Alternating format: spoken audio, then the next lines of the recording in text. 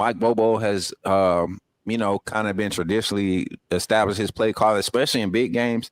This is the type of game where the 4-2-5 Kane Womack style of run defense is built for. Not the read option where you're going to try to attack the perimeter, those with your running quarterback. So I think it's going to be harder for Gunnar Stockton to be effective in the run game with his legs in this game, knowing that this defense is kind of more designed to defend that style of running quarterback. Now you get into the schematics of Georgia covering tie out the box. The difference between last year and this year, or the last two times we've seen Georgia and Alabama play, is they've had a specific spy element in just about every designed defensive play call. We've seen them literally make sure they had a spy somewhere in that second level trying to spy Jalen Miro. What type of adjustments do we see, knowing that you have a quarterback that can utilize his legs, but more so is a pocket presence and want to utilize his arm? And how does that affect what the type of pressures we see? Because I think in order to really disrupt Ty Simpson, with Florida State climbed the line of scrimmage, and he still threw for 60%. So completion percentage, so no turnovers. And I think he's a lot more comfortable now. It's going to be a task, man. It's a lot of things that I see as far as advantages that Alabama are coming to this game with. But that's one of the key factors. You stated it, man. Yeah, I feel like Alabama's running game is also just going to look a lot different in this game no matter what than what it did last year, because you have, yes, like Milroe was the rushing threat, but like I feel like even more importantly than that, like Milroe was really their only source of rushing at all against Georgia last year. He was destroying them in the first half of that game.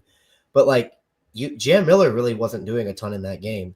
And it's big getting him back now, but it's like it's just going to be a whole different type of scheme for Alabama in that game that they're going to have to be prepared for. And Georgia on the other side doesn't really have the guys up front on the defensive line that they had last year, but like their inside linebackers I still feel like are good enough on the second level to like where they're going to put a lid on the run most of the time. We hope. I've seen some things, some similarities between Alabama's inside linebacker room and Georgia's. One thing is, and this is a surprise for me. We've seen Georgia for probably the last 6-7 seasons, man. The inside linebacker room just produces first round talent. You have the next first rounder up. So I think this year you actually have some guys that are still developing. As much as they are veteran presence, I don't think that they're at their peak or they're peaking in their development. So being called to play a lot more reps and being a lot more impactful moments, I think right there is where you're going to see the kind of the test between compared to Alabama's linebackers. You talking about Nakai Hill-Green, who just came from Colorado, over 400 snaps in his career. Deontay Lawson in his 5th year. Justin Jefferson in his 3rd year at Alabama. So we're talking about just a contrast of presence and then effectiveness. Both teams are struggling with missing tackles from that position. I know Alabama's game 1 against Florida State, of the 14 missed tackles, the inside linebacker core accounted for, I think, 8 of them, 8 out of the 14.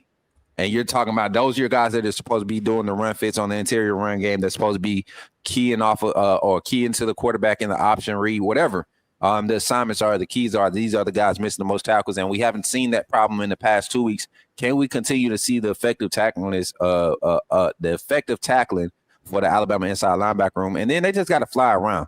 If we see effort from this Alabama inside linebacker room, same with Georgia, this could be the type of game we expect it to be when it comes to the performance from our inside linebackers. Agreed. And I kept thinking about like Gunnar Stockton, how he was performing against Tennessee. What was going through your mind, gentlemen, like in the 4th quarter of that matchup against Tennessee? Because that could be a key to how Alabama stops Stockton, and because like whatever Tennessee was doing in the first half, that's definitely going to be the key for Alabama right there. I'll let Bo go first because I think I know what he's gonna say.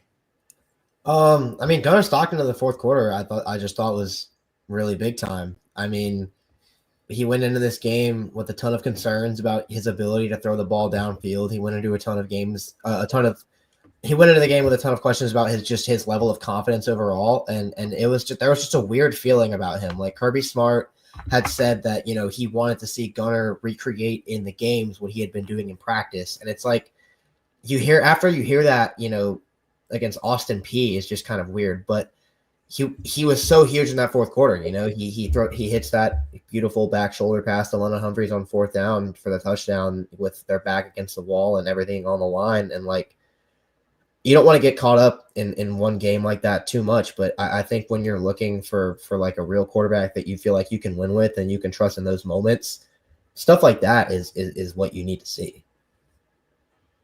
Yeah, and I'll steal Bo's line here because he didn't say it, what he said on our show, but I don't think we've ever changed our opinion on a player more after one game than we did with Gunnar Stockton in that Tennessee game. Because all off season, the game I was most worried about, and I said it this way all off season as well. Tennessee could be the 4th or 5th best team Georgia plays for all we know by the end of the season.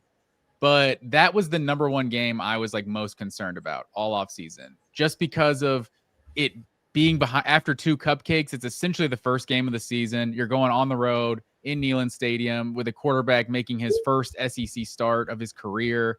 Like we obviously saw him against Notre Dame in the college football playoff. Like he's still the backup, and we saw him in the second half of Texas. But this was the first real game I felt like kind of with Gunnar Stockton as QB1 at Georgia. And I mean, he definitely responded. Like just that play to London Humphreys, the hump nail boot, as we're trying to start that trend, was just such a massive play. And it just a perfect throw, perfect catch. Like I haven't been a part of a Georgia moment like that. I feel like it's been in a long time of just a game where it did not look like Georgia was going to lose or that Georgia was going to win, and you pull it out on 4th and 6.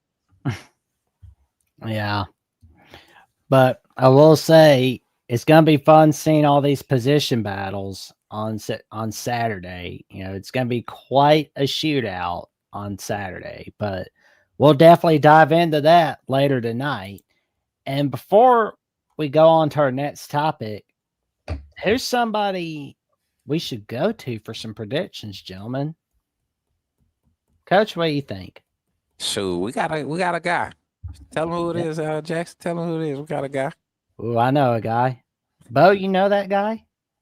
Matt, you know that guy? Because I think we all do. I know a guy. Yeah. He's the doppelganger of Mark Rogers. College football is even more exciting when you've got some action on the line, and the games are even better when you're cashing in. And the Voice of College Football is the place to be to get the greatest value. Start with my picks. 75% against the money line, 58% against the spread, and I've got a 40-plus year track record.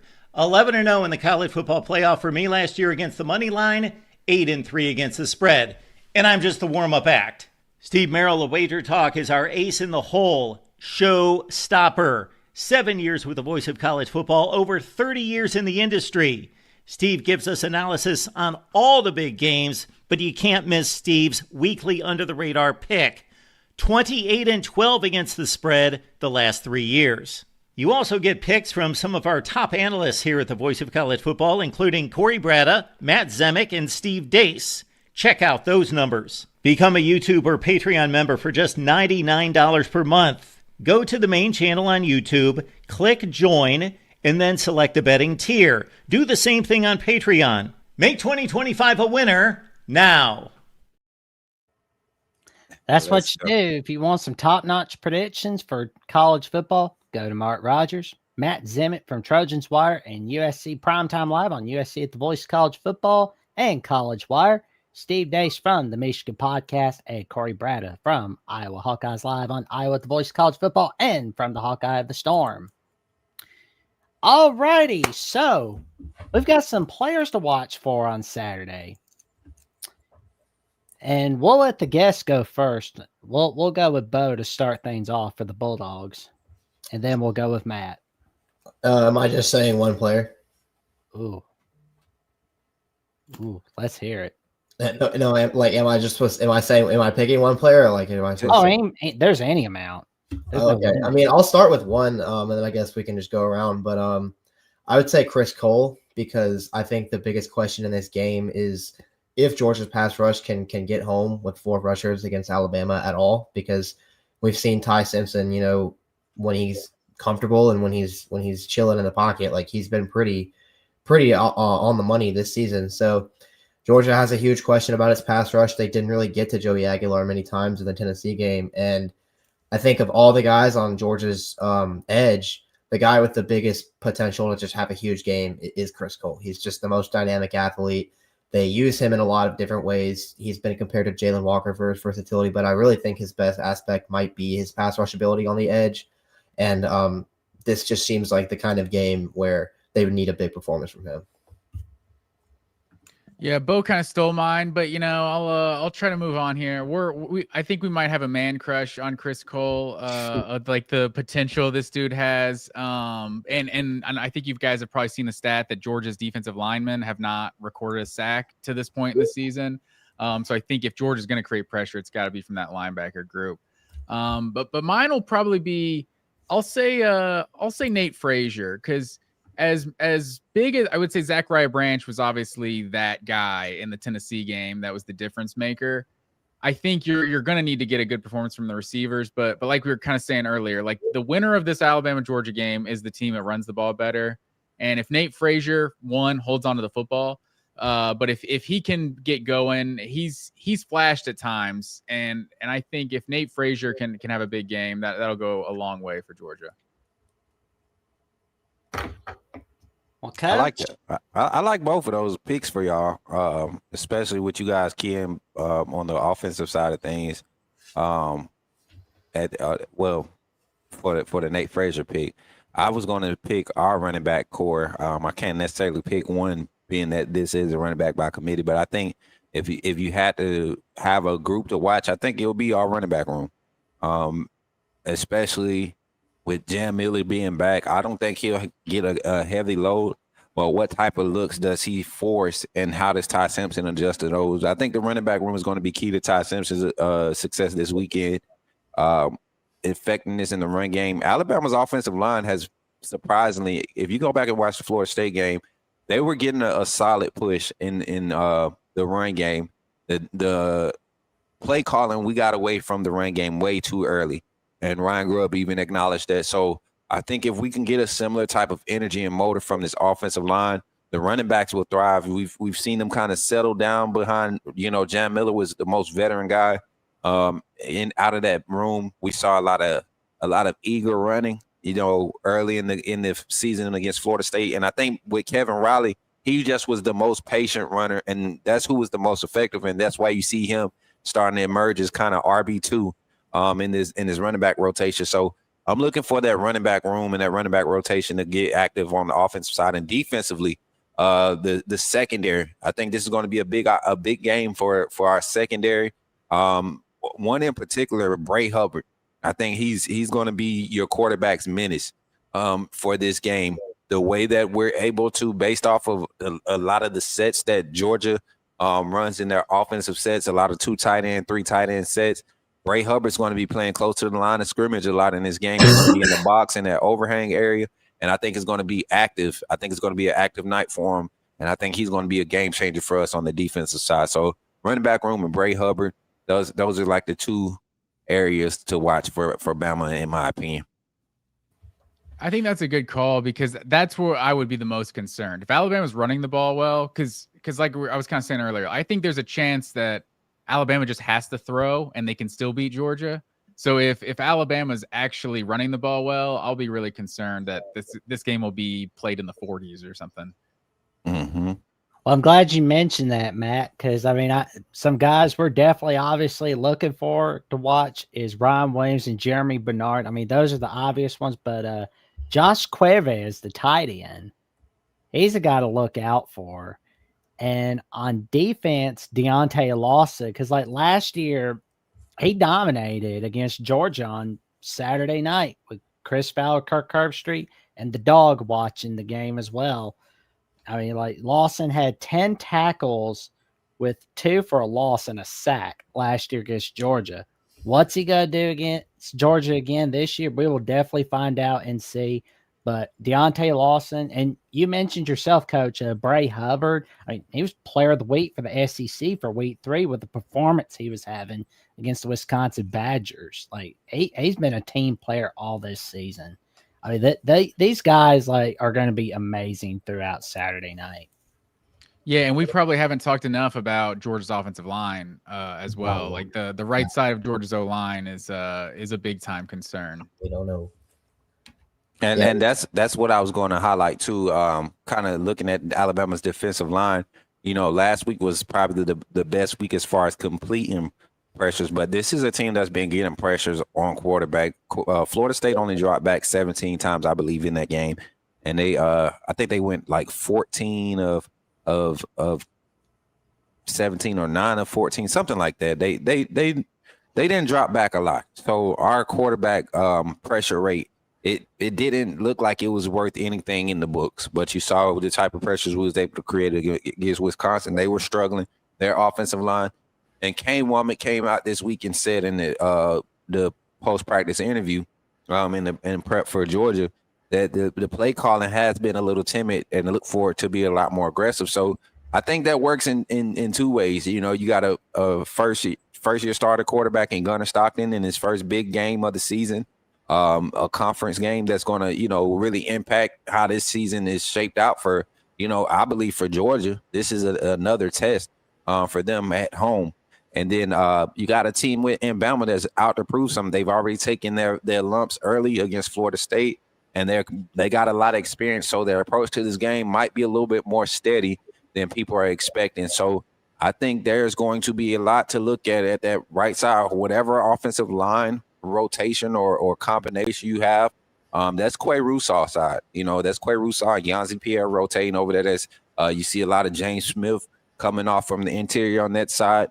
It's probably the stronger side of our blitz packages when you're talking about getting run fits and blitz accomplished. That's probably the side where you're going to see the most effective pressure from. So it's going to be interesting to watch that matchup.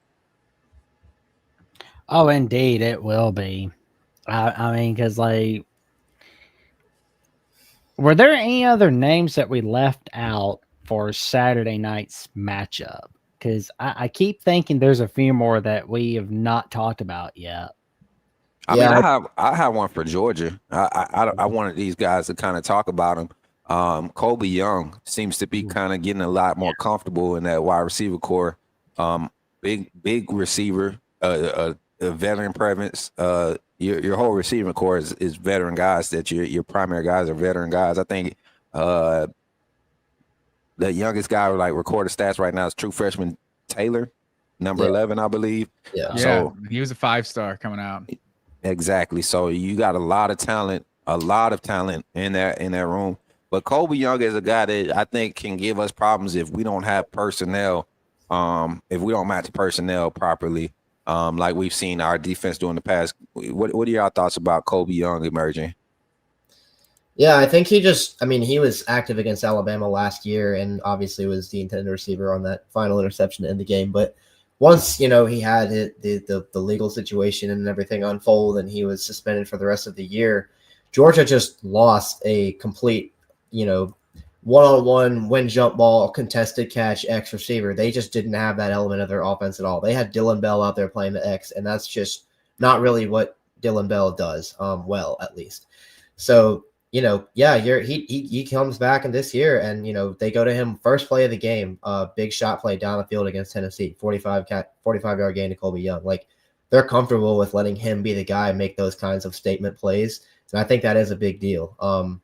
I think overall, I was going to say Zachariah Branch for a similar reason, just because I think overall Georgia just has different types of dudes at receiver than they did last year.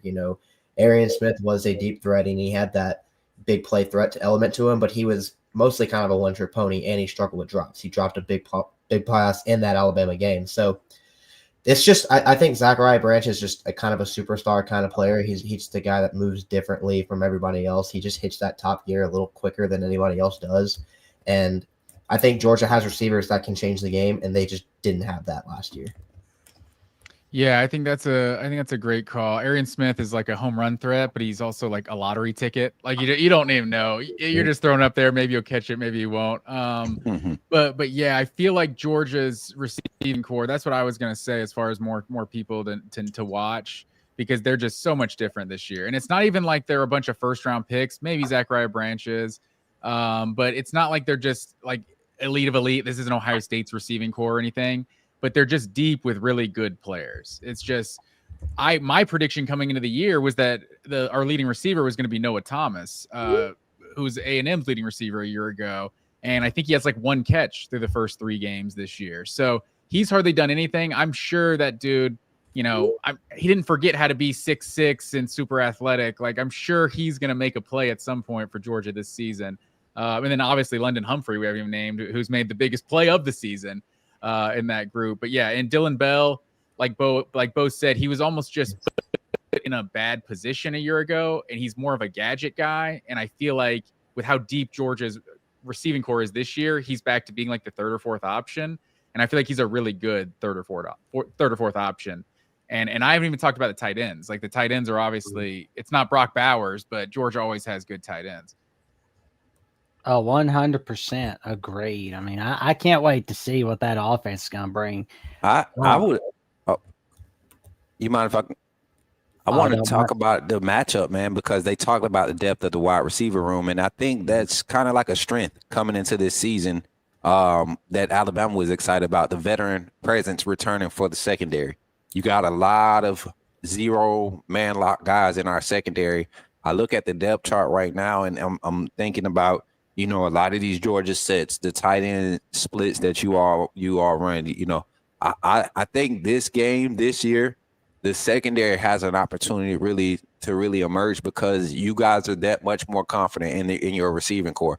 So we're going to see a lot of opportunities for this secondary to be impact players, and this vision coverage usually gets young quarterbacks, in a lot of trouble late in the game when you start running some of those mixed coverages where you got your man underneath and you're rolling robber coverage over top.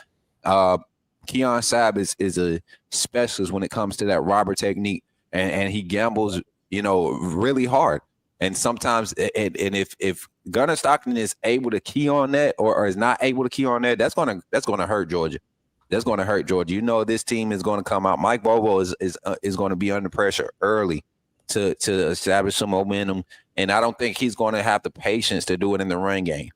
If Alabama's coming out and they come out and tackle effectively, I think that matchup there, the wide receiver against the secondary, and I think Damani Jackson is going to have an opportunity to showcase his first-round talent this year. I don't think Gunnar Stockton is going to shy away from trying any one of these DBs in the secondary.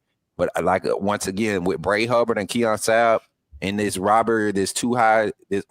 high robber technique that Kane Womley just continues to run. I think they're becoming a lot more comfortable with their language and communication across the board.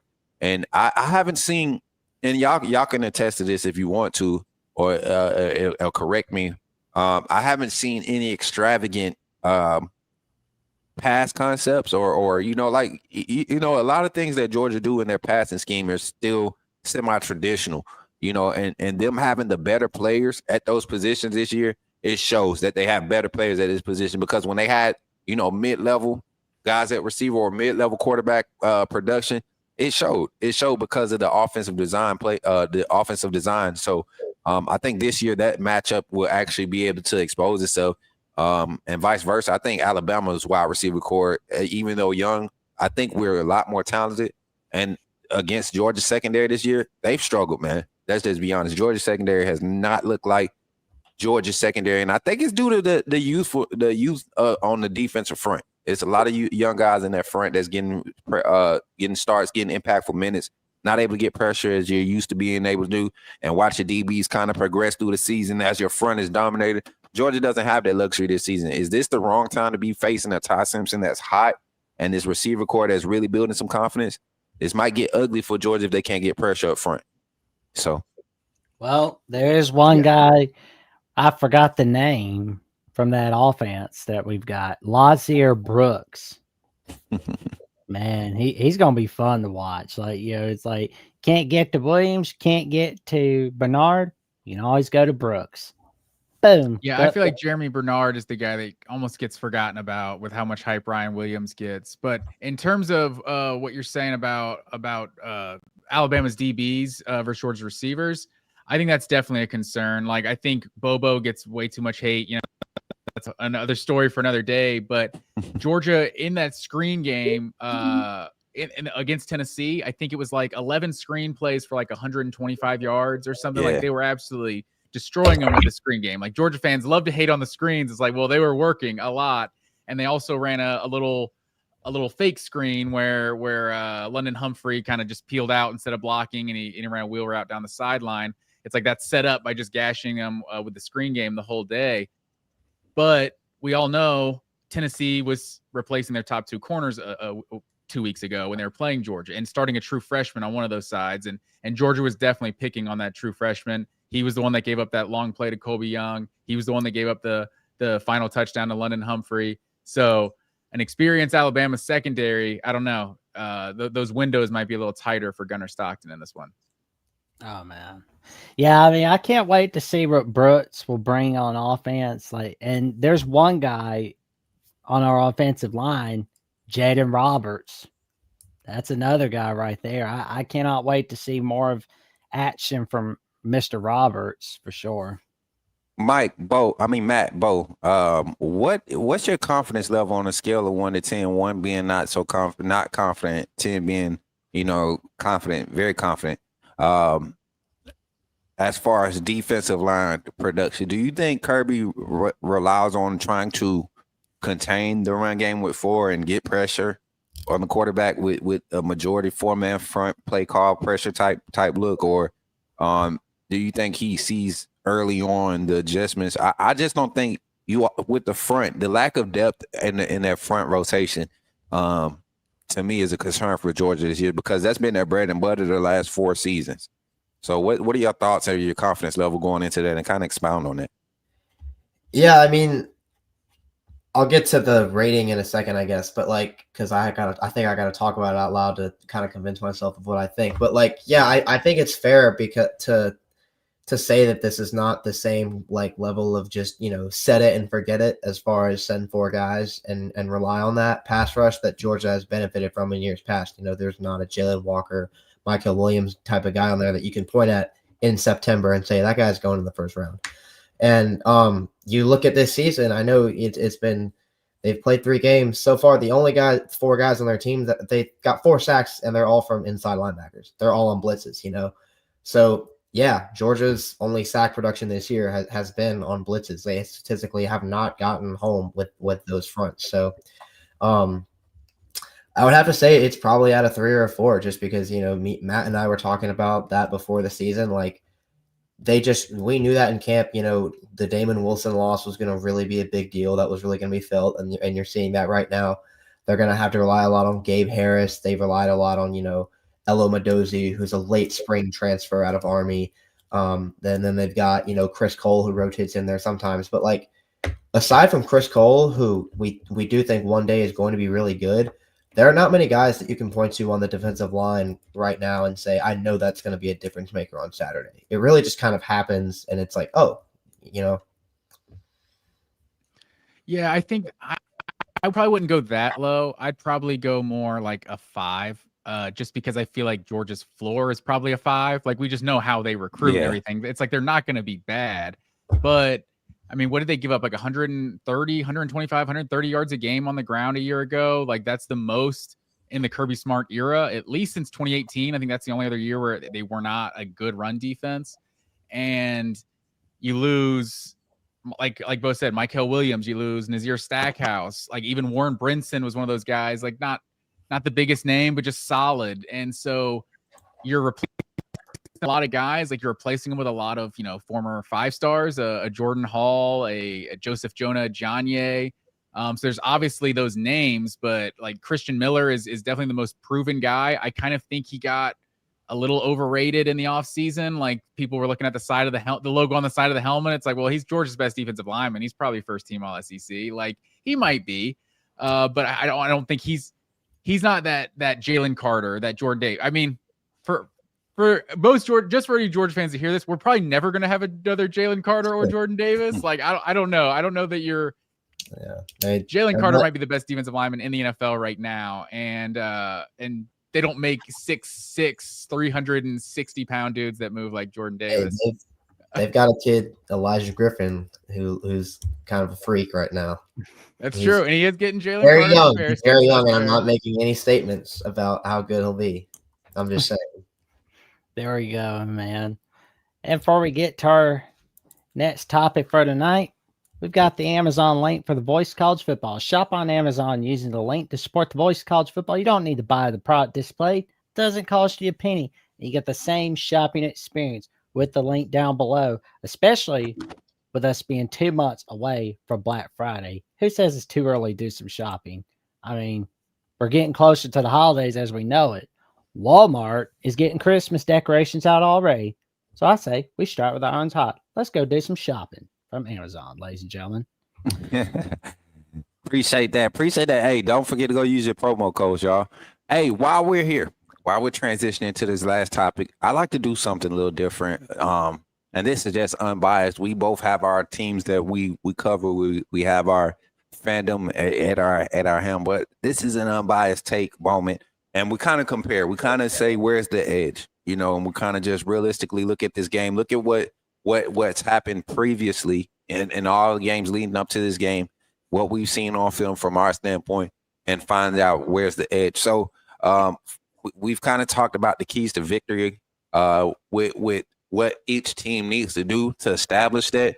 But coming into this game, if you had to think unbiasedly, where's the edge? Let's start in the trenches. Alabama's offensive line, Georgia's defensive line. If you had to unbiasedly give the edge to one of these position groups, who is it and why? We can start with Matt. Even though I was just questioning Georgia's defensive line, I'm also questioning Alabama's ability to run the ball so far this year. So I think Georgia just playing at home. I don't know. You have a different energy playing defense at home. I think I give the slight edge to Georgia on the defensive line. Okay. I know Alabama's got the first round picks, at tackle and everything, but I don't know. That's my take so far. I disagree with that first round pick tackle thing that we have going on right now with Caden Proctor. I've been one of the vocal Bama personalities or whatever you want to call it, that has been consistently, waiting for the consistency and production from him. I think honestly on this year's offensive line, everything from the left guard over is solid. The rotation that we're seeing. I'm trying to figure out why we don't have a left tackle rotating in and giving us a different look. But you're absolutely right. I would say Alabama has the edge, honestly, to just because of that experience factor. And from history, man, Caden Proctor shows up against Georgia. I don't know what it is about y'all that makes Caden Proctor wake up. That first round talent that everybody else sees, it shows up against Georgia. So if he can be first round Caden Proctor against Georgia like he's previously been, and we can continue to establish this push, we have a true freshman in Michael Carroll that gets in the game and provides a different level of energy. I've seen Austin P and Marshall and Tennessee push Georgia's defensive front around for majority of some of these games. All right, so I'm gonna give my edge to my experienced veteran offensive line at Alabama. What about you, Bo? Yeah, it's a tough one because I do think that in Alabama we'll have a hard time running the ball. I just don't think that it's easy to come into Sanford Stadium and run the ball ever. And I think, Georgia is just as much as their edge guys have struggled in pass rushing this year and winning their one-on-ones that way on passing downs, they've been really solid in setting the edge in the run game, and they haven't allowed much just doing that. So I think Alabama will struggle to run the ball, but also I do kind of think they're going to have a lot of time to throw. I don't trust Georgia's guys to win their one-on-ones consistently. I think Georgia's going to have to rely on blitzing a lot if they want to get home. And that's a lot easier to do when you're playing at Sanford Stadium and you're able to feed into the crowd and, you get one sack and you get the crowd into it. But, a lot still has to happen for that to really come true. So I don't know. I think I kind of lean towards Alabama overall, but I do think that they will be living in a lot of passing situations, and I think that's going to really be the key. What's up, Jackson? Well, we'll say it's like the gentlemen have said tonight. You know, we have to get our running game going, but I think our running game will be all right. You know, because like a lot of people have so many questions about, and understandably so. You know, we just show everybody that our running game's not dead. We've got rocking and rolling because, like Coach said, we've got a committee of running backs. We show those Bulldogs that we're ready to roll on the running game. There's nothing that can stop the Alabama Crimson Tide, especially on offense. Because, like, the passing game, amazing. Has been amazing. That running game, it could be amazing too. Yeah, I think we'll see a contrast in this game. All right, who has the edge? We're gonna go to the quarterback position. Ty Simpson versus Gunnar Stockton. And we'll start with Bo this time. Bo, you could start. Yeah, I think I'm gonna give it to Gunnar Stockton. I just think he's proven more. You know, he gets thrust into the SEC championship in the middle of the game when Carson Beck goes down, and they find a way to win that game. And then he's got to start the Sugar Bowl, and yeah, they lose the game. But you know, Gunnar Stockton played his heart out in that game, and he made a few mistakes. But overall, I mean, that was a good performance. And as much as she did have his struggles earlier in the season, you know, first couple of weeks pushing the ball down the field and being aggressive, I feel like he answered a lot of that against Tennessee. And so in the three major tests that Gunnar Stockton has had so far, he has looked very good, and he's proven it. And he's got a real, you know, element to the ground game. He's not an A+ rusher, but he's a B rusher, and you can do a lot with that. And I just, you know, as money as Ty Simpson has been in these last couple of weeks, I mean, he's like, what, 41 of 46 his last two games or something like that. It's crazy. His big test against Florida State, he just looked rattled. He just wasn't making the throws. You know, he wasn't throwing with timing, and a lot of that has improved. And I'm not going to dispute that against, you know, they scored 73 against UL Monroe. They lit up a decent defense in Wisconsin. But going into Sanford Stadium and in that environment, when Alabama has just been a different team on the road lately, I think I trust Gunnar Stockton more in this one than I do Ty Simpson. Yeah, I'm kind of the same with Bo. Rightly or wrongly, I kind of feel like Georgia and Alabama have both played one game this season. Like I'm kind of judging them both completely on one game. For Georgia, it's at Tennessee, and for Alabama, it's at Florida State. Obviously, you know, they had a great performance against Wisconsin. Maybe I'm too down on Wisconsin. They look kind of terrible so far this year, but obviously Maryland spanked them, so you got an excellent yeah, and maybe Maryland's solid. You know, we'll see what happens. But yeah, so I'm kind of valuing those those one game for each guy more than the other two games they've played. And you know, maybe that's wrong, but I think the fact that Gunnar did what he did on the road at Tennessee. I think that just kind of shocked everybody, and it should be a lot easier at home without 100,000 fans breathing down your neck every possession. But so I think I give the edge to Gunnar as well. I think you both made some solid arguments. I think you made some solid points. And the home factor is definitely going to give me the edge. I think Gunnar Stockton has the edge, right? I think he's the most set up to be successful in this game. You have the home field advantage. You just come off the emotional win against Tennessee. There's some spots in that game where you can see you can take a few more shots. Is Alabama going to present those chances? You're at home now, a lot more comfortable. The field feels a little bit better. It feels a lot more like what you're used to as far as executing plays that you're comfortable with. And so, you know, like you said, you got the crowd behind you. I think Gunnar has the edge because of that. Now, when it comes to skill set, I think Ty Simpson is the more complete quarterback. I think his arm talent is a lot better. The way he layers the ball. I think there's a reason why that we haven't seen him throw an interception yet this season. He threw the ball 43 times against Florida State in the game where we were down by 3 possessions at one point. So in the rain, you know, we can talk about the 6 drops in that game. You know, 3 of them being from Ryan Williams in one game. We can talk about like all these different happenings in that game that kind of, you know, played a factor into why those numbers look like they look. But Ty Simpson still 200 plus passing yards against Florida State. And this was still a game where if they convert on that 4th and 6 in the third quarter, or 4th and 2 in the third quarter, we might see a different tone or a toner ending to that game. So I think as far as for this game though, who's set up to have the most success, who has the edge, I'm gonna have to agree with y'all, man. Gunnar Stockton has the advantage right now with everything behind him, and this offense coming off of a semi-explosive game against a struggling Tennessee defense. Agreed. Yeah, because Are we going to go position by position? Because I was going to add to that, but if we're going to keep going position, I'll save it. Go ahead, add to it. We're just doing a few spots. I think the X factor is not. I don't know that Alabama's wide receivers are like significantly better than Georgia's receivers, but Alabama's receivers versus Georgia's DBs compared to Georgia's receivers versus Alabama DBs, I think that's where you do have to give the advantage to Alabama. So it's like there's two parts of the passing game: the guys that have to throw it and the guys that have to catch it.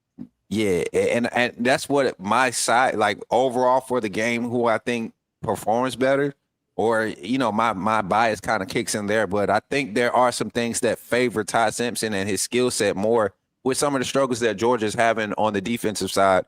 And if this game has to be a shootout, I like Alabama in the shootout. I feel like we'll have a lot more depth in some of these spots where you're going to need explosive plays. And I think our defense has a little bit more depth to counter, to force that 1 or 2 turnovers that make a difference in the shootout. So, but like you said, we was talking about quarterbacks, the who has the edge. I think Gunnar Stockton has the edge. This is not going to be one of those games where he has to be great. I don't think he has to be great to win this game. If he comes out and is steady, if Mike Bobo gives him an opportunity to get in a rhythm early, that's a good thing for Gunnar Stockton, because then it nullifies the pressure that we want. And we know what a reactive Alabama defense under Kane Wommack looks like. It's not effective. So, Gunnar Stockton for that one. And I'm just being unbiased. I'm just glad someone else is talking about receivers dropping passes other than Georgia fans. Hey, and you know what the sad thing is, man? It's only one. It's only one receiver, and you guys love. I mean, the Bama fan base loves to praise him. I think I'm harder on him than everybody. Ryan Williams. I think y'all saw the video with AJ McCarron calling him out. That was kind of crazy how he went in about the fingernail polish or whatever. But outside of that, the football aspect of things, you're a 5-star wide receiver, 2-time Mr. Football, and the 2 passes that you dropped against Florida State, 2 of those were just inexcusable, And even this last game against Wisconsin, man, he had one just was inexcusable, and you kind of worry and have concerns. We saw that from Julio his freshman year, and then it was literally cleaned up by the end of that season. We never saw Julio with big drops again. So you want to see greatness be great. That's all. Yeah. I do kind of feel like he was getting a little overrated this offseason. Not that he's not great, but he's just not in the Jeremiah Smith's level, in my opinion. I think Cam Coleman and Ryan Williams, I think they're right there. Like, they're going to be elite receivers, but Jeremiah Smith is just different. Like, he's the best freshman receiver I'd ever seen, honestly. It's crazy. I literally put out my top 4 receivers in college football right now. I had Jeremiah Smith, Cam Coleman, DeCorian Moore, and then I had Ryan Williams. I think DeCorian Moore is on a different level too. Out at Oregon, I think he's like route running, his strength at the top of the attacking the ball at the highest point. His in cuts are lethal. He gets on top of the DBs. He closes cushion so fast. I honestly think he might be a 4-3 guy. The way he moves in game. So those 3 guys ahead of Ryan Williams, and they just play a different physical brand of football. Ryan Williams isn't built for that physicality, and it shows in certain games. And I think that's where Georgia is going to try to rely on. I don't think there'll be too much bracketing assignments from Kirby. Kirby has a certain pride about him. He's not going to allow you to commit to make him commit to double teaming or keying on one guy. He's going to do what he do because he has the better players. He has the better team. That's the mindset of Georgia. So there's going to be some opportunities for Ryan Williams to showcase his growth this game. It definitely is. And We got to see him look that ball in. But let's move to Yeah. another spot. Don't Go ahead, get bro. me wrong. He's obviously a baller, but and Georgia never moves their corners really. So I'm interested to see like if they do they keep Dalen Everett on him because that's the only corner you feel confident about. Yeah, Georgia never really does that. They typically keep their guys on their side and don't move them. I would love to see the Dylan Everett matchup. I think that's the one he wins. That's the one where he kind of shines in that one. That's oh my God, Dylan Everett. That's cake. That's baby food right there. Oh man, I'm sorry, y'all. I love to see Dylan Everett over my number one receiver. Yeah, I know Humphrey was the one that was getting burned by him a year ago. So I don't know. Don't sleep on Dalen Everett. Dalen Everett is really solid, man. I don't know, man. I mean, I saw Dylan Everett get cooked against was that Jermaine Burton 2 years ago? Mm-hmm. Yeah. I will say, bro, he was getting picked on when he was a freshman. 2023, he was getting picked on a lot. Because I mean, anymore. Yeah, with Kamari Lassiter, he was the one definitely people picked on. But he's turned into the guy that they just don't throw on his side of the field anymore. Like last time you saw Tennessee, they were just picking on the other side of the field every single time. Like Dalen Everett was never the guy in coverage there. Hey, we're gonna eat. He's turned into that kind of guy. Well, there you we're go. gonna eat. So let's talk about the matchup then, since we're already there. Before we get to our score predictions, let's talk about the wide receiver DB matchup, and we talked about Alabama's wide receiver versus Georgia DBs, but let's just kind of attack it from both angles. What's the bigger advantage? Is it the Alabama wide receivers versus Georgia DBs, or is it Georgia wide receivers versus Alabama DBs? What's the bigger advantage? Because I think both receiver rooms are great. I think both receiver rooms are talented. But who has the bigger advantage? Both secondaries have struggled in deep ball coverage over the past 6 or 7 games. The statistics show it. Alabama's been able to force more turnovers, but we still have given up some explosive plays, 20-plus yarders in the past 6 games. Same for Georgia. What's your thoughts on that? Yeah, I think the biggest thing to look at for me is definitely Alabama's receivers against Georgia's DBs, just because you have Ryan Williams go crazy in that game last year where he makes the insane tip catch, and then he has the near walk-off touchdown at the end there. So you have that with that team dealt with that last year, and then you have last game against Tennessee where they ended up on an island multiple times and just let up these explosive touchdowns. So those two things compounded together, I think, are just really interesting to look at. That said, this is their first time getting Bama at home. I think they're going to come out ready to play, especially if they can't. And I think they're going to know. They're going to know coming in this game they're not going to be able to get much pass rush without blitzing. They're going to know that they're going to have to be on an island a lot of the time. And so, I don't know. I really do trust that group to bounce back. And I think they're going. I don't think it's a hot take to say they're going to play better than they played against Tennessee, because that was a disastrous game, really. So I still would have to lean towards Bama just because I can't completely overlook that. I can't just create this narrative and act like that Tennessee game didn't happen, because it did. But I still think there's really an opportunity for Georgia's defensive back room to really make a statement in this one. Yeah, I think it might be the most important matchup of the whole game, because I think if Georgia shuts down Alabama's receivers, I think that's the scenario where Georgia wins big, and Alabama does nothing offensively. So I think there's also the scenario where, like I've said before, where Alabama does nothing on the ground and just torches Georgia through the air. So I think that's just like we're talking about Dalen Everett. I think whoever, Daniel Harris or Ellis Robinson, whoever it is, playing more as that second corner in this game, I think, whether it's Jeremy Bernard, whether it is Ryan Williams going to their side, I think that's where you're going to see, if Alabama's making big plays, that's where it's going to happen. So I got to give the advantage to Alabama there as well. Yeah, I'm gonna agree with you guys, and I hate that I'm doing this tonight, but I just think right now the way that everything's coming together, if Ryan Williams getting hurt in week 2 was probably the best thing that could have happened for the depth in his receiving core. We're still talking about Jeremy Bernard. We're talking about Ryan Williams. Isaiah Horton is waking up, and he's a big body receiver. Horton, here's the tide. Yeah, and I think that has been Georgia's kryptonite more than anything these past couple of seasons. Those big body receivers. Horton can be a primary target. He's not a possession guy. He can get vertical. And we know how Georgia has struggled against the vertical passing concepts. But Rico Scott, another Henry Ruggs type of receiver.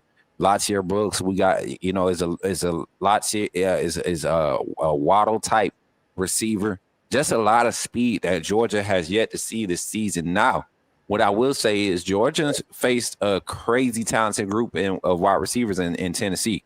Joey Aguilar, his passes weren't all accurate. A lot of those plays were made by receivers. Kind of like what Matt said earlier about the windows being tighter for Gunnar Stockton. I think this week we'll see how good the coverage is, because Ty Simpson has thrown some tight window balls this season. And a lot of them early against Florida State were dropped. A lot of them were dropped against Florida State. And I think a lot of that had to do with weather. No excuses, just being real. But you come into a game like this is an opportunity for a fourth-year guy. This isn't a freshman starting quarterback. This is his second road start. Another crazy environment. If somebody's supposed to be able to turn over the progression of learning and grow, it's Ty Simpson. And I think that helps a wide receiver core that's really starting to find themselves and find their rhythm. So I'm going to go with the advantage going to Alabama. And the solid receiving core is a humongous advantage for the Crimson Tide, and it's going to be a humongous advantage for the rest of the season to come, for sure. Okay. 100%, man. Well, that's it for the who has the edge. I wanted to hit a few spots. Now, let's get 400 score predictions and let's get on up out of here, y'all. This has been a great time. I enjoy you fellas, man. We might have to do something post-game, man. I got a call-in show after the game. Y'all might have to come on the show and then give a take after the game, man. Oh, yeah. We'll see. It depends on how it goes. Yeah. Oh, man. Yeah, I can go, I guess. I think something we haven't talked about enough in this game is that Alabama under Kalen DeBoer has just been a different team on the road. And, what's the record? I think it's 2-4. Y'all can correct me on that. 2-5 versus Power 4 competition. Oh, away from I'm counting Michigan. Okay, yeah. I just that was the real road environments. Yeah, 2-4. So real, they have that problem on the road, and they're going into a place where the home team has not lost a game since 2019. That is a pretty big deal. And as much as Alabama has owned Georgia in this rivalry, I'm not here to dispute that or say anything against that. They've never gotten them at Sanford before. It's just as many times as this matchup has happened in the last few years, it's kind of unbelievable. This is the first time it's happened in Sanford with Kirby Smart. And so I think that's a big deal. I think, as much as Alabama's looked better since the Florida State loss, they looked bad on the road against Florida State. They played a bad game. As much as the weather, was a thing in that game. They just did not look like the same team. So I think this Georgia team is going to come in with a lot to play for. Their defense knows they played a really bad game last week against Tennessee. They know what the narrative is against this team in this program. So I got to give the edge to the Bulldogs. And so I'm going to say 30-23, Georgia. Yeah, I think Bo kind of hit on a few things I was thinking as well in terms of just this being the first time that Alabama's played a Kirby Smart team in Athens is kind of a crazy stat. I wonder, after Alabama's obviously domination in 2008 and in 2015, probably the game that really solidified Mark Richt getting fired, I would say, that rainy day in 2015. October 3rd on CBS. Is that what it was? It really is. Sanford Stadium is a different environment since Kirby Smart got hired. And it's not just since they started winning championships, like 2016, that Tennessee game where the Hail Mary happened, and that Auburn, when they upset Auburn top 10, it was just a different energy. It's like half the fan base doesn't want the coach fired every time they don't get a first down or something. It's everyone's rowed in the same direction ever since Kirby Smart got hired. And Georgia, I think Sanford Stadium rightly was criticized, I think, prior to Kirby Smart. And it wasn't the loudest environment. Now in these big games, Georgia really is. It's as loud as anyone else in college football. And you've seen the Tennessee game in 2022 when they came in as the number one team. Even that Arkansas game, that was the noon college game day game where they had 4 or 5 false starts. I think the first 2 plays of the game were false starts. the amount of procedure penalties, especially when Tennessee came in last year. It's just that there aren't a lot of these big time night games that Georgia really gets at home for whatever reason. And I think for that reason, people kind of undersell what this home field advantage is. Obviously, it's the players that are a big reason for this winning streak, but 34 in a row, Georgia's won at home. It's I got to go with the dogs as well. I think like a week ago or 2 weeks ago, everyone was just so sure this Georgia-Tennessee game was going to be a rock fight, and then they go for 44 and it goes to overtime. I think everyone feels like this is going to be a shootout, which is kind of making me go the other way. It's like traditionally you got to win 30 points to win this Georgia-Alabama game. But I don't know. I could see this one being a little lower scoring if maybe both of these defensive lines prevent the other offensive lines from getting a push. So give me Georgia. I'm going to say 23-20. Okay, go ahead, Jackson. Well, I've been looking at the Alabama-Georgia matchup, and ever since 2008, only one time the Georgia Bulldogs have defeated the Crimson Tide, and that was in the 2022 national title on January 9th, I believe it was. It was on Monday, but still, though, Georgia's kryptonite has been the Crimson Tide. And I believe if anybody can end that home game winning streak, it can be the Alabama Crimson Tide. Why? The receiving core, Ty Simpson having more confidence in himself. The running game is going to be better. I mean, everybody has asked a lot of questions about the running game, but I think the questions about Alabama's running game will be answered on Saturday. And I saw a little bit of Tennessee, Georgia, and I couldn't help but notice that it was a little bit easy to pressure Gunnar Stockton. And I can see that Alabama defense being a nightmare for Stockton on Saturday. But it will be a close game in Sanford Stadium on Saturday. I think Alabama is going to win this one 31-28 on ABC. Okay. All right. Now I'm gonna really break some things down. I'm not gonna break them down. I'm just gonna put out the narrative, and I'll be able to break them down post game as they tend to happen. But I want to say this. This is the game that I think Alabama fans, players, were kind of looking at this game week one. I think this is the game everybody kind of had their eye on. We make it to Georgia. We beat Georgia. This is where, we solidify ourselves as being back as Bama. Well, getting punched in the mouth against Florida State definitely got us on the right track. And I look at it, it's not the opponent. I expect us to beat teams like ULM and Wisconsin. But when you're able to go and pinch a shutout against a team and put up 70 points, there's a certain level of focus that's required to do that, regardless of who you're playing. If it was supposed to be done based off the names and the talent on the roster, based off of ratings and all of this, Georgia would have did the Marshall and Austin P in week 2 and week 3, right? We would have saw that. We would have saw that. So I look at, week 1 and week 2, and I look at the mentality of the approach of the Crimson Tide, and I look at some of the mismatch problems that can be created if you don't get home early. This offensive line is out to prove something. This Alabama offensive line is deep with depth. I think there'll be an early swap on Alabama's offensive line that'll be noticeable as far as the effectiveness and how we run the ball. I think that's what's going to be the surprise X factor in this game. Alabama will be able to have an explosive run game. Just being able to have Jam Miller out there for however many reps will give this run game a different look. It'll give the offense a different look. You got to expect Kirby to pay attention when Jam Miller's on that field, with everybody seemingly thinking Alabama running game is struggling. So I look at this game and I say I don't think it's going to be a blowout, but the score will make it seem like a blowout. 38 Bama, 17 Georgia for the upset in Athens. I think Ty Simpson and this offense come out explosive, and Alabama's able to run the ball in the second half against this Georgia front that is not able to get a push against any quality offensive lines this season. So that's my take on it. Man, that's bold. That's bold right there, sir. Man. Yes, sir. I'm feeling it. I'm feeling it. And do I we feel use, you know, confident that do we feel confident that Alabama's defense is better than Tennessee's defense this year? yes, yeah.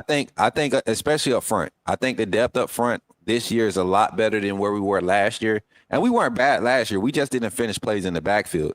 We had one of the same thing this year coming into this game. You had one of the higher pressure rates in the country. You know, Alabama's right now is top 10 as far as pressure rates on quarterback. So, and we're seeing a higher finishing rate against lesser talent. Let's be honest, but that builds momentum. Those live reps actually mean something when you're talking about a day and age where a lot of your scrimmages in college football throughout the spring and fall are no contact once you get, you know, at that level to put pressure on the quarterback. You know, even in season, your scout guy is not going to take many hits, your scout quarterback. So there's an adjustment phase in the first 2 to 4 weeks that you allow. You're kind of the people that know football and how things progress. You're kind of like, okay, I can understand. Now, 14 missed tackles in week 1 is just is crazy work by Alabama. That's just crazy, you know. But to know that most of those missed tackles came from the second level in the linebacker room, that can be corrected. We can see more effectiveness there as guys get comfortable with run fits. But the front, being able to finish in the backfield, whether it's against pass, is blitzing for a pass or defending the run game. I think that's going to be the key in this game. And Georgia's offensive line is having some problems. And if you can't establish the trenches, man, your defense is going to have to be out there way too many snaps. And you're not going to be able to convert third downs offensively. Your defense is out there too many snaps. That's when you see the difference in the game in these type of games. And I think Alabama can have that type of presence against Georgia. Yeah, because as much as I want to say Florida State ran all over Alabama and Georgia can do the same thing, it just Gunnar Stockton has a dual threat, you know, element to his game. He's not Tommy Castellanos. He doesn't move like that dude. So it's not going to be the same. And I'm not going to say that like Alabama's not owned Kirby Smart, you know. I'm not going to go as far to say like Alabama has some sort of mental edge or the kryptonite or something because so many of those games have been so good and Georgia did win the national championship. With that said, if they lose this one, I might have to change my mind. Like Alabama might just have some sort of mental edge that rattles Kirby because at this point, like this is the lowest ranked Alabama's been. Probably lowest ranked either of these teams have been in any of these matchups since Kirby arrived. The first one that's in Athens, it feels like this has to be one that Georgia wins. And that's another thing that concerns me is that with Florida State or with Alabama already losing that game early at Florida State, like they need this game more than Georgia does. And so maybe they have an edge that Georgia doesn't. But I'm excited, man. And it's going to be an amazing game. Yeah, I'm excited for it too, man. I'm excited for it too. So on the way out, fellas, let everybody know where they can find your content and all your coverage and, you know, how they could support you and your growth in this industry, man. It was definitely fun. It was great having you guys on and collabing. Thank y'all for, you know, just sharing the space with us tonight. But, Bo, go ahead and lead us off with that, letting everybody know where they can find you, bro. Yeah, of course. Thank y'all, fellas, for having us on. That's a lot of fun talking to y'all. And definitely I'm excited to see how everything goes on Saturday. But yeah, I guess subscribe to Georgia Bulldogs at the Voice of College Football. It's mostly stuff about Georgia football, but we also make videos and stuff just about like I made a video about like the history of Georgia's like alternate uniforms and like stuff like that you might find interesting. So definitely check us out if you're interested in that. Or you can follow me on X. And I think that's pretty much all I got to say. Thank y'all for having me on. For sure. Matt, what's up? Tell them where they can find you, bro. Yeah, we record live every Monday at 7:00 Eastern. I don't know if the Alabama fans are gonna tune in to us instead of you guys, but check us out. And then we also will come with the post game, the live instant reaction Saturday night. That might be after midnight this weekend. We'll see when we end up going live on this one. But yeah, just give us a follow, subscribe to the channel. It's good stuff, man. All right, Jackson, let them know what's up, brother. They can check me out on Jackson Johnson 979, where I've got numerous episodes of the Jackson coming your way. And I'm 304 subs away from that magic number 1,000. And for more updates of what I've got going on Alabama, the Voice of College Football, the Jacksonian, and the One Sweet Calls on the Paul Feinbaum Show, check me out on Jackson VOCFB on /Twitter and on Instagram and Threads at Jackson Johnson 543-908. 100%, man. And y'all already know where you can find me at Coach Smook on all platforms. Over on YouTube is where we primarily do our coverage for the Alabama Crimson Tide. We do team reporting and recruiting insider reports and all of the things surrounding Alabama football. We also cover Alabama women's college basketball. So be ready for that, man. Be kicking off here later on in October. We coming around for tip-off in women's college basketball. But also make sure you check us out on all the major platforms at Coach Smook, TikTok, Instagram, Facebook is the main platforms you can find all of our content and continue support. But most of all, subscribe, support to the voice of college football, man. We appreciate everybody for showing up tonight and giving us a great audience, great support, great conversation with Matt and Bo, man, representing the Georgia side of things. And I think you all are going to leave with a more knowledge base of what this game could look like because of the gentlemen here on this panel. We appreciate y'all.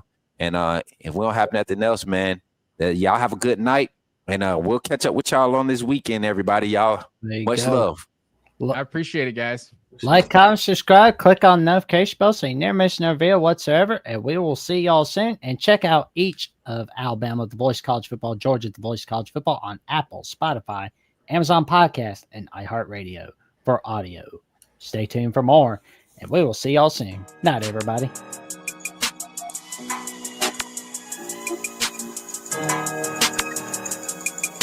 AVS, ice it out.